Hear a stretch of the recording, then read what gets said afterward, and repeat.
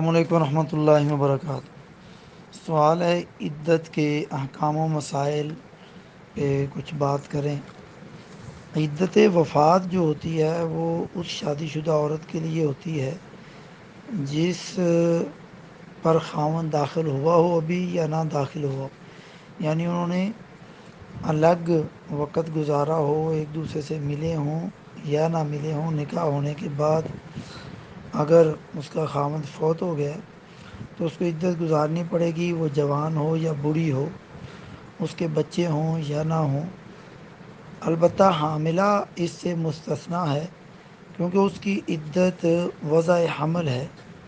وَأُولَاتُ الْأَحْمَالِ أَجَلُهُنَّ أَن يَضَعْنَ حَمْلَهُنَّ، جیسا کہ سورۃ الطلاق میں 4 نمبر آیت میں اللہ نے فرمایا کہ حمل والی عورتوں کی عدت وضع حمل ہے، چاہے وہ وضع حمل 3 دن بعد بچہ پیدا ہو جائے تو ان کی عدت ختم، چاہے 8 مہینے بعد بچہ یا 9 مہینے بعد پیدا ہو تو جب بچہ پیدا ہوگا ان کی عدت ختم ہو جائے گی۔ تو یہی زیادہ صحیح بات ہے۔ البتہ کہ بعض علماء نے کہا ہے کہ اگر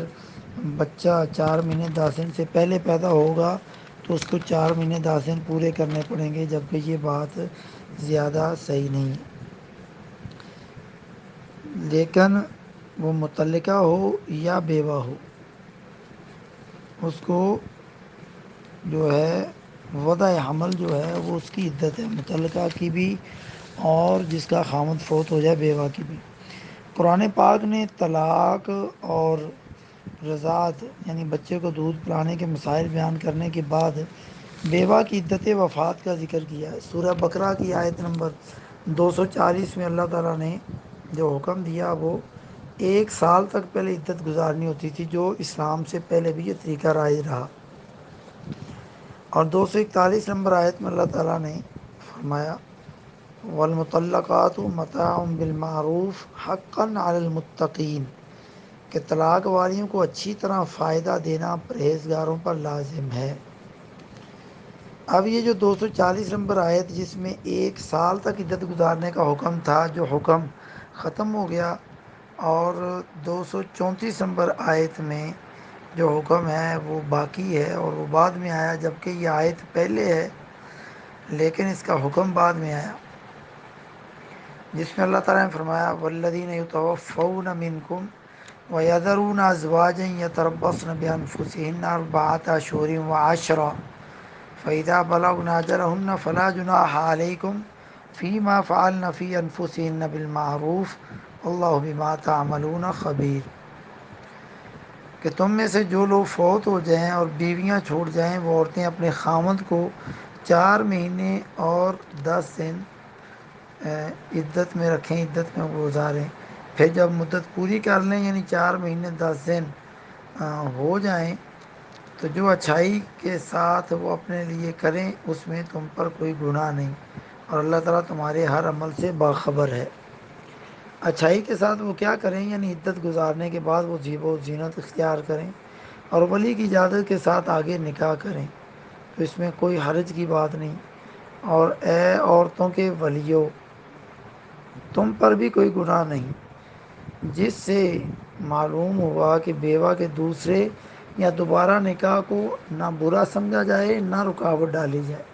جیسا کہ ہندوؤں کے اثرات ہمارے معاشرے میں آج بھی پائے جاتے ہیں،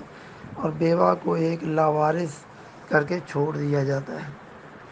اس میں کچھ مسائل ہیں۔ 240 نمبر آیت منسوخ ہے، جبکہ 234 نمبر آیت ناسخ ہے، یعنی 240 نمبر کا حکم ختم ہو چکا ہے 1 سال والا عدت گزارنے کا، اور 234 میں 4 مہینے 10 دن والا جو عدت کا حکم ہے وہ باقی ہے، جو حدیث سے بھی ثابت ہے۔ اور 240 کا حکم اس آیت کے نازل ہونے کی وجہ سے ختم ہو گیا، اور یہ 1 سال کی عدت اسلام کے آنے سے پہلے کی بھی ہے، اور اس میں اجماع ہے کہ سال والی عدت کا حکم ختم ہو گیا اور 4 مہینے 10 دن والی عدت کا جو حکم ہے وہ باقی ہے۔ یہ آیت صرف خاص غیر حاملہ کے لیے ہے، لیکن جو حاملہ ہے اس کا جیسا کہ پیچھے بات ذکر کی وہ وضع حمل ہے، جب وضع حمل ہوگا تو اس کی عدت ختم ہو جائے۔ عدت میں زیب و زینت کرنا، میک اپ کرنا، یعنی نہ وہ زیب و زینت کرے نہ میک اپ کرے، نہ مہندی لگائے، نہ سونا پہنے، نہ چاندی پہنے، نہ کوئی سونے چاندی کی انگوٹھی پہنے، نہ وہ کوئی خوشبو لگائے۔ البتہ حیض مینسی سے جب وہ فری ہو جائے تو اس کو اپنی شرمگاہ والی جگہ پر جو خوشبو لگاتی ہیں عورتیں وہ استعمال کر سکتی۔ رنگ برنگے اور خوبصورت کپڑے نہ پہنے اور نہ سرما لگائے نہ مہندی لگائے۔ یہ اصل میں نکاح کی رغبت ان دنوں میں ختم کرنے کے لیے ہے۔ وہ عورت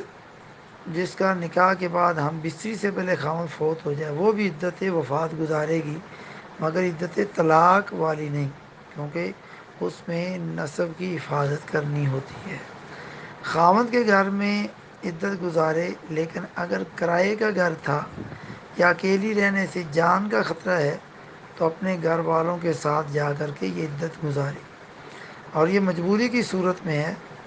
لیکن اگر ضرورت ہے، کرائے والے گھر کا کرایہ ختم ہے یا کرایہ دینے کے پیسے نہیں ہیں اور خامد کا کوئی دوسرا گھر بھی نہیں ہے یا ہے تو دوسرے گھر میں گزارے چلی جائے۔ اگر وہاں بھی کوئی مسئلہ ہے، خطرہ ہے، دیور جیٹھ ہی ہیں، کوئی اور بڑا نہیں ہے ماں باپ سسرال میں سے، ساس سسر، تو پھر ایسی جگہ پر اس کی بجائے وہ اپنے گھر میں بھی اس مجبوری کی صورت میں گزارے گی۔ جبکہ اللہ تعالیٰ نے یہ دین میں آسانیاں دی ہیں، لیکن وہ دن کے ٹائم جہاں کہیں اگر نکلے ضرورت کے تحت اپنے ذریعہ معاش کے لیے تو اس کو رات کم از کم ضرور آ کر کے اپنے خامد کی رہائش پر گزارنی چاہیے۔ فحش گپ شپ کرنا اور مزاحیہ گپ شپ لگانا، یہ عام دنوں میں بھی فحش تو جائز نہیں ہے، مزاحیہ گپ شپ لگا سکتے ہیں، تو یہ ان دنوں میں بھی ان کا خیال کرے۔ لیکن جو اس کے لیے جائز امور ہیں، کپڑے بدلنا،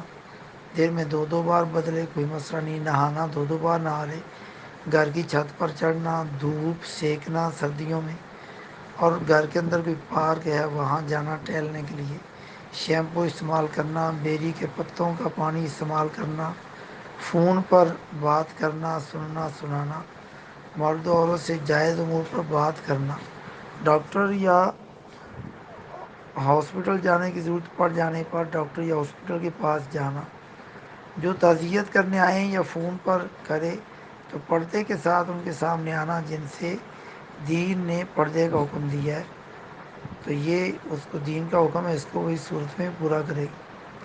کسی سے کوئی بات کنفرم کرنا کہ آپ نے یہ بات کہی ہے کہ نہیں، تو یہ عدت کے دنوں میں کر سکتی ہے۔ عدت اس دن سے شروع ہوگی جس دن وفات ہوئی۔ مغرب سے پہلے اگر وفات ہوئی ہے تو وہ پہلا دن شمار ہوگا، اگر مغرب کے بعد وفات ہوئی ہے تو وہ اگلا دن اس کا پہلا شمار ہوگا۔ عدت میں حکمت کیا ہے؟ اصل میں عورت کا جو رحم ہے، بچہ دانی ہے، اس کو خالی کرنا ہے، پاک کرنا ہے کہ وہ کسی پہلے خاوند کے نطفے سے وہ نہ ہو، تاکہ اس بچے کا جو نسب ہے وہ متشابہ نہ ہو۔ یہ عبادت ہے، اور اللہ کا حکم جو ہے یہ خاوند کے ساتھ وفا کی علامت ہے، مگر عورتیں زندگی کے اندر ہی اس وفا کو اگر پامال کر دیں تو پھر کیا کہہ سکتے ہیں؟ جبکہ عورت نے تو خاوند کے مرنے کے بعد بھی 4 مہینے 10 دن تک اس کے ساتھ وفاداری کرنے کا یہ طریقہ بتایا ہے۔ تو یہ عدت کے والے سے کچھ مسائل تھے۔ اللہ تعالیٰ ہم سب کی زندگیوں کی حفاظت فرمائے